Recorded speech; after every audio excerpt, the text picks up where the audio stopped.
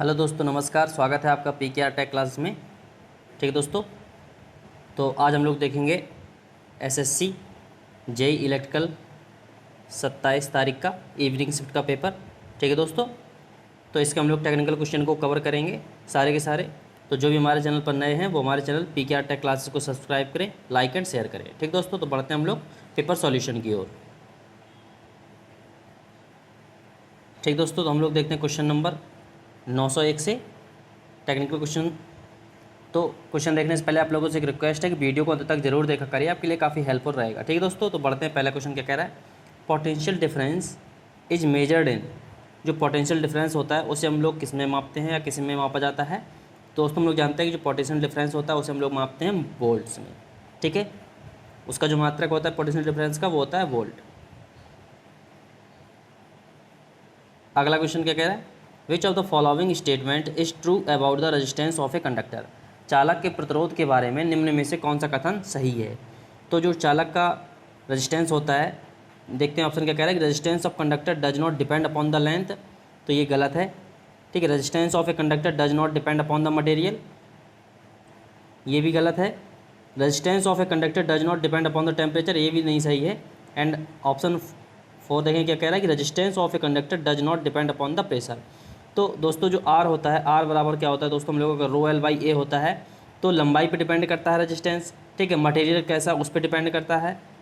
And जो temperature होता है, आर जो होता है वो टेम्परेचर पर भी डिपेंड करता है। ठीक है, टेम्परेचर के घटने बढ़ने से आर का मान भी बदलता है। ठीक है, तो जो रेजिस्टेंस है वो हमारा प्रेशर पर डिपेंड नहीं करता, मतलब रेजिस्टेंस जो होगा कंडक्टर का वो does not depend upon the pressure. तो ये वाला ऑप्शन सही है, ऑप्शन 4 इज करेक्ट, कि चालक का प्रतिरोध दबाव पर निर्भर नहीं करता। ठीक है दोस्तों, बढ़ते हैं अगले क्वेश्चन की ओर।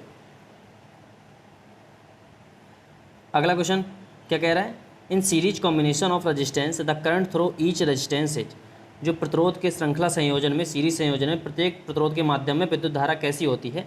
तो सीरीज में क्या होता है कि जब रेजिस्टेंस सीरीज में जुड़े होते हैं, ठीक है, उसमें एक वोल्टेज सोर्स से अगर जुड़े होंगे तो इसमें जो करंट होगी प्रत्येक रेजिस्टेंस में सेम होती है। ठीक है, तो क्या होगा, सेम इन ईच रेजिस्टेंस। ठीक है, एंड अगर यहीं पैरेलल कंडीशन होती है तो पैरेलल कंडीशन में क्या होता है कि प्रत्येक ब्रांच के अक्रॉस जो वोल्टेज ड्रॉप होता है वो सेम होता है सप्लाई वोल्टेज के। ठीक है, जो टर्मिनल पर जुड़ा होता है। तो क्या हो जाएगा यहाँ पे, same in each resistance, current का मान सेम होगा। अगला question, siemens is the SI unit of. तो सीमेंस किसकी एसआई यूनिट होती है, तो सीमेंस होती है दोस्तों कंडक्टेंस की। ठीक है, कंडक्टेंस की जो इकाई होती है वो होती है सीमेंस। ठीक है, या ये ओम का उल्टा होता है मोह। ठीक है, मोह, सीमेंस का मात्रक होता है मोह या सीमेंस। ठीक है,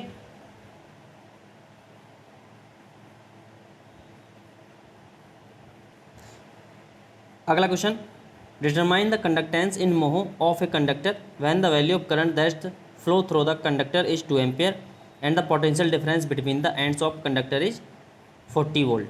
ठीक है, तो पोटेंशियल डिफरेंस है कंडक्टर के एंड पे 40 वोल्ट एंड 2 एम्पियर की करंट फ्लो हो रही है। तो उसमें हम लोग कंडक्टेंस निकालना है, तो रेजिस्टेंस का उल्टा कंडक्टेंस होता है।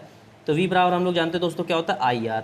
ठीक है, तो आर का उल्टा कंडक्टेंस होता है, तो हम लोग आई आर, अगर यहाँ से हम लोग आई आर करेंगे तो जो कंडक्टेंस होता है वो आर का उल्टा होता है। तो कंडक्टेंस हो जाएगा कितना, यहाँ पे आर अगर हम लोग हटा देंगे तो ये हो जाएगा, कंडक्टेंस होता है हम लोगों का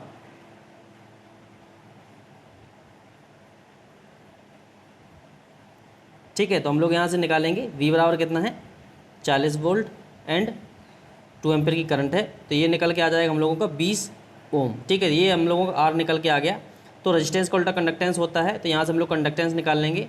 1 के आर अगर करेंगे तो हो जाएगा 1/20। तो 1/20 का मतलब हो जाएगा 0.05 मोह। ठीक है, कितना हो जाएगा 0.05 मोह।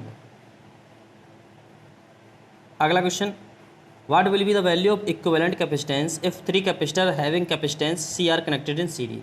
ठीक है, अगर कैपेसिटेंस सीरीज में जुड़े हुए हैं, 3 कैपेसिटेंस सीरीज में जुड़े हैं तो उनका इक्विवेलेंट कैपेसिटेंस क्या होगा।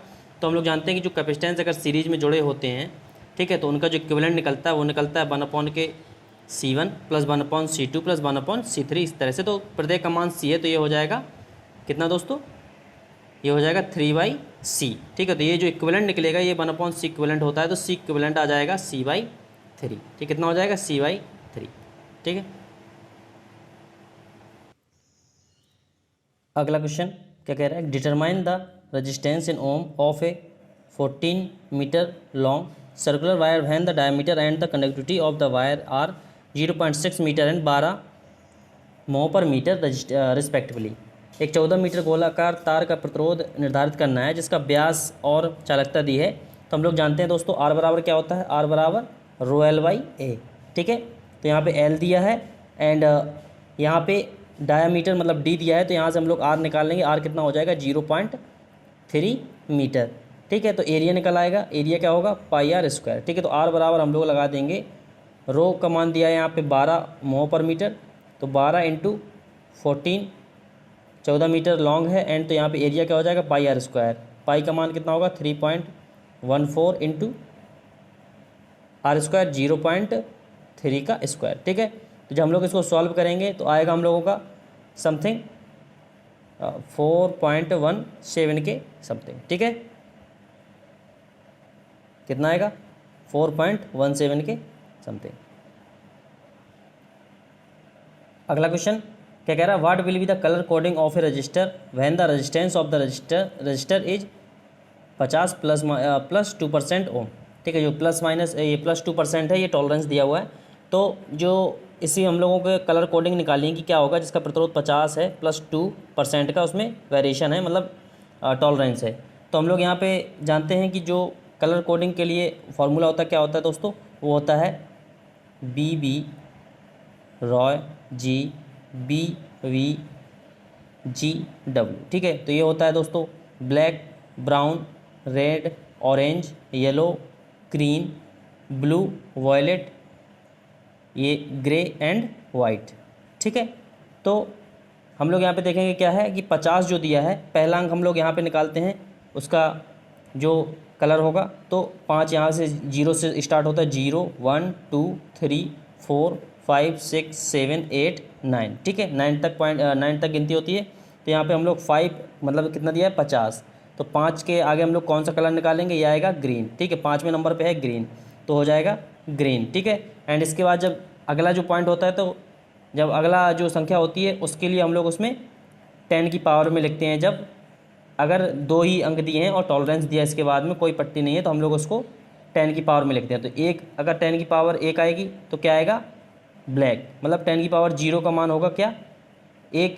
ठीक है, और यहाँ पे जो 0 आएगा वो पहले भी ब्लैक आएगा। ठीक है, ग्रीन ब्लैक, इसके बाद नो टॉलरेंस नो पट्टी के लिए हम लोग 10 की पावर क्या है 0, तो 0 का मान होगा 1। 10 की पावर 0, 0 का मतलब क्या है ब्लैक, तो क्या हो जाएगा ग्रीन ब्लैक, ब्लैक का मतलब 0। ठीक है, ग्रीन ब्लैक ब्लैक। ठीक है, एंड अब जो प्लस 2 दिया है 2%, तो ये होता है टॉलरेंस। तो 2% ये किसका टॉलरेंस होता है, ये होता है दोस्तों रेड का। ठीक है, तो क्या हो जाएगा ग्रीन ब्लैक ब्लैक रेड। ठीक है, ये कलर कोड हो जाएगा 50 ओम का प्लस 2% के लिए। ठीक है, अगला क्वेश्चन क्या कह रहा है कि what will be the value of current in ampere drawn from a 4 volt battery when a wire of 20 ohm resistance in stretch to double its original length and then cut into 2 equal parts and these equal parts are connected in parallel with the battery. तो क्या कह रहा है कि जो एक 20 ओम का resistance है उसको स्ट्रेच करके डबल कर दिया उसकी लेंथ को, और उसको काट के फिर से पैरेलल में जोड़ दिया उसने बराबर इक्वल लेंथ में काट कर। तो यहाँ पे 4 वोल्ट की बैटरी, सबसे पहले तो हम लोग करंट निकाल लें कि 4 वोल्ट की बैटरी है एंड 20 ओम का रेजिस्टेंस है, तो आई का मान कितना आ जाएगा दोस्तों, ये आ जाएगा 0 कितना हो जाएगा, ये हो जाएगा हम लोग निकालेंगे तो ये निकलेगा, दशमलव लगाएंगे तो ये निकलेगा कितना दोस्तों 0.2। ठीक है, तो आई इक्वल टू आ जाएगा कितना 0.2 एम्पियर। ठीक है, जब वो समांतर में जोड़ रहा है तो प्रत्येक लंबाई के लिए और खींचकर उसने दोगुना कर दिया, तो रेजिस्टेंस जो है हम लोगों का वो कितना हो जाएगा 4 गुना। ठीक है, जब रेजिस्टेंस हम लोगों का 4 गुना हो जाएगा, लेकिन करंट प्रत्येक में और वो दोनों को काट के इक्वल पैरेलल में जोड़ दे रहा है, तो जो करंट है वो प्रत्येक ब्रांच में 0.2 एम्पियर ही जाएगी। ठीक है, क्योंकि वो खींच कर डबल कर दे रहा है, लेकिन जो वायर बढ़ा हुआ है उसको डबल पार्ट में काट के वो पैरेलल में जोड़ दे रहा है बैटरी सोर्स से, तो जो प्रत्येक ब्रांच में करंट है वो 0.2 एम्पियर ही जाएगी। ठीक है दोस्तों,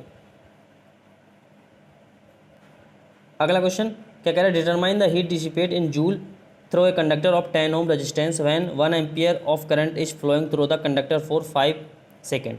ठीक है। तो जूल में हम लोगों को हीट डिसिपेट निकाली है किसी कंडक्टर में, 10 ओम का रेजिस्टेंस है जिसका, तो हीट क्या होती है, एच बराबर होता है आई स्क्वायर आर टी। ठीक है, तो आई कितना 1 एम्पियर, आर कितना है दोस्तों 10 ओम, एंड जो टी है सेकेंड, वो सेकेंड में होता है तो कितना है 5, तो कितना हो जाएगा दोस्तों 50 जूल की हीट डिसिपेट होगी किसी भी कंडक्टर में जिसका रेजिस्टेंस 10 ओम है। ठीक है। अगला क्वेश्चन क्या कह रहा है, विच one of the following statement is true about Kirchhoff's current law.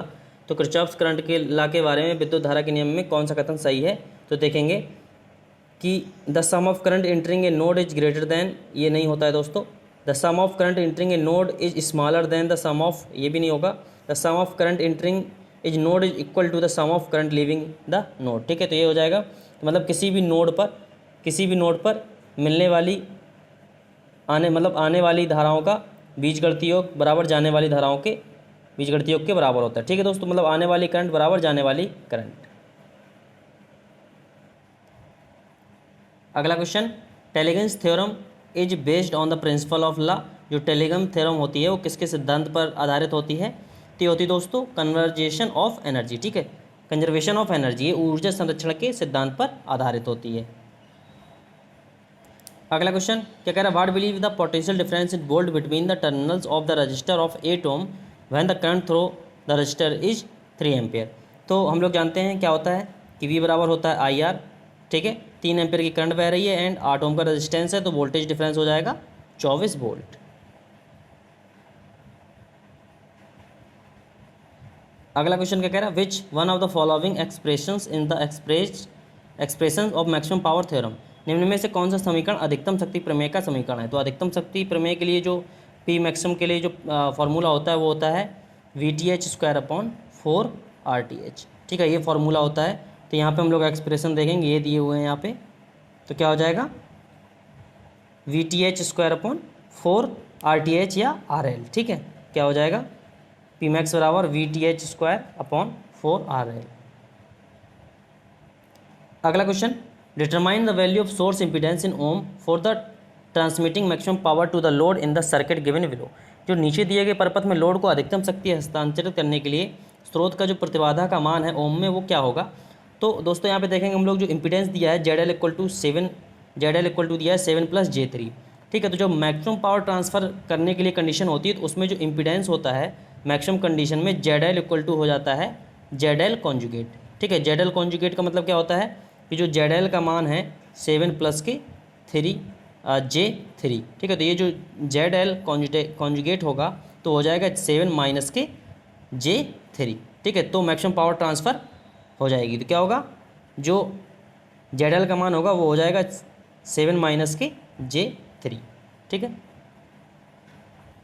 अगला question, determine the voltage in volt between point A and B for the given electrical circuit. ठीक है, तो ये जो इलेक्ट्रिकल सर्किट दिया हुआ है इसके बीच में हम लोगों को वोल्टेज डिफरेंस निकालना A एंड B के बीच में। तो यहाँ हम लोग देखेंगे कि ये 2 और 2 ओम का जो रेजिस्टेंस है ये सीरीज में है एंड ये सीरीज में है, तो ये 2 और 2 4 ये हो गया एंड 2 और 2 तो 4 ये हो गया। एंड अब ये 4 और 4 जो बचे हुए हैं ये दोनों पैरेलल में है, तो पैरेलल में 4 और 4 हैं तो कितना आ जाएगा, पैरेलल में रेजिस्टेंस अगर सेम है तो वो आधे हो जाते हैं, ये बचेगा 2 एम्पियर। ठीक है, अब ये सर्किट बचेगा 2 एम्पियर ये 2 ओम ये और 2 ओम ये, तो ठीक है ये 2 ओम और ये 2 ओम हो जाएंगे सीरीज में टोटल रेजिस्टेंस। तो इसका जो इक्विवेलेंट रेजिस्टेंस आ जाएगा वो आ जाएगा 4 ओम। ठीक है, एंड 5 एम्पियर का करंट सोर्स लगा हुआ, कितना 5 एम्पियर का, तो जो वोल्टेज होगा कितना हो जाएगा 5 × 4 = 20 वोल्ट। ठीक है, तो ए और बी के टर्मिनल के बीच में जो वोल्टेज ड्रॉप होगा या वोल्टेज होगा वो होगा 20 वोल्ट। अगला क्वेश्चन क्या कह रहा है, what will be the Norton's resistance in ohm between terminal A and B for the given electrical circuit. दिए गए विद्युत परपथ के लिए टर्मिनल A और B के बीच नॉर्टन प्रतिरोध ओम में ज्ञात करना है। तो हम लोग देखेंगे नॉर्टन जब हम लोग लगाते हैं तो क्या करते हैं कि जितने भी इंडिपेंडेंट सोर्सेज होते हैं उन सभी को हम लोग मैट डीड, मतलब उन लोगों को अगर वोल्टेज सोर्स है तो उसको हम लोग शॉर्ट सर्किट कर देते हैं, अगर करंट सोर्स है तो उसको हम लोग ओपन सर्किट कर। यहाँ पे वोल्टेज सोर्स है तो इसको हम लोग शॉर्ट सर्किट कर देंगे। तो ये जो 4 और 2 हैं ये सीरीज में हो जाएंगे, तो कितना हो जाएगा 4 और 2 6 एंड ये 6 है, ये दोनों पैरेलल में, तो 4 और 6 पैरेलल। ठीक है, 6 ओम पैरेलल में हो जाएगा। तो जब 6 और 6 ओम पैरेलल में है तो कितना आ जाएगा इक्विवेलेंट, ये हो जाएगा 3 ओम। ठीक है, 3 ओम एंड ये हो जाएगा 4 ओम एंड ये 2 ओम। ए और बी के बीच में RN निकालना है हम लोगों को। तो 2 और 4 कितना 6 और 3 और है कितना 9, तो RN निकल के आ जाएगा 9 ओम। ठीक है, अगला क्वेश्चन क्या कह रहा है, what will be the maximum power in watt transfer from the source to the load of the circuit given below. जो नीचे दिए गए परपथ के सोर्स से लोड का अधिकतम स्थानांतरित शक्ति वाट में क्या होगी निकालना है। यहाँ पे जो सर्किट दिया हुआ है तो इसमें हम लोग देखेंगे कि यहाँ पे लोड जो जेड एल इम्पीडेंस है लोड, उसको हम लोग निकालना है। तो यहाँ पे हम लोगों का जो जेड एल दिया है, मतलब जेड जो दिया है कितना है, वो दिया है 10 प्लस के J20। ठीक है, मैक्सिमम पावर के लिए क्या होगा, तो मैक्सिमम पावर के लिए जो जेड एल होगा वो कॉन्जुगेट हो जाएगा, तो क्या निकलेगा 10 माइनस के J20। ठीक है, अब हम लोग इसको जेड को कंपेरिजन कर देंगे किससे, आर प्लस के JXL से। ठीक है, तो यहाँ पे जो आर इक्वलेंट आ जाएगा, तो आर बराबर क्या हो जाएगा कंपेरिजन से, वो आ जाएगा 10 ओम। ठीक है, तो ये आर TH निकल के आ जाएगा इस सर्किट के लिए ओपन टर्मिनल पर, RL या RL निकल के आ जाएगा या RTH। ठीक है, तो RL निकल के आ गया 10 ओम। तो हम लोग यहाँ से लगा देंगे क्या, और ओपन टर्मिनल वोल्टेज हो जाएगा यहाँ पे लोड के अक्रॉस, वो हो जाएगा 40 वोल्ट। तो हम लोग P मैक्सिमम बराबर लगा देंगे, क्या होता है, P मैक्सिमम बराबर होता है VTH²/4RL। ठीक है, तो P बराबर क्या होता है, P मैक्सिमम बराबर होता है VTH², तो VTH² है 40 × 40/4। RL कितना निकला दोस्तों हम लोगों का 10। ठीक है, तो ये कितना हो जाएगा, ये आएगा जो P मैक्स आ जाएगी वो आ जाएगी हम लोगों की 40 वाट। ठीक है, तो यहाँ पे पावर जो होगी मैक्सिमम वो होगी कितनी, 40 वाट। अगला question, determine the total power deliver in watt by the voltage source in the circuit given below. तो ये जो सर्किट दिया हुआ है इसमें हम लोगों को वोल्टेज के द्वारा कुल वितरित विद्युत शक्ति निकालनी है वाट में क्या है। तो यहाँ पे हम लोग देखेंगे दोस्तों, ये जो 2 ओम और ये 2 ओम पैरेलल में है, इन लोगों का अगर हम लोग अगर निकालेंगे तो ये हो जाएगा 1 ओम। ठीक है, लेकिन जब ये 1 ओम सिंगल ब्रांच में बन जाएगा तो ये देखेंगे हम लोग, ये पूरा जो कॉम्बिनेशन है ये एक बैलेंस ब्रिज की तरह बन जाएगा, 2 और 2 एंड ये 2 और 2। तो ये हम लोग देखेंगे कि इसका कोई काम नहीं रहेगा, ये हट जाएगा। तो ये 2 ओम और ये 2 ओम ये सीरीज में हो जाएंगे एंड ये सीरीज में अपने में हो जाएंगे, तो ये 2 2 4 ओम हो जाएगा एंड ये भी 4 ओम हो जाएगा। इसके बाद ये दोनों 4 और 4 दोनों हो जाएंगे पैरेलल में, तो जो आर इक्विवेलेंट निकलेगा इसका निकलेगा 2 ओम।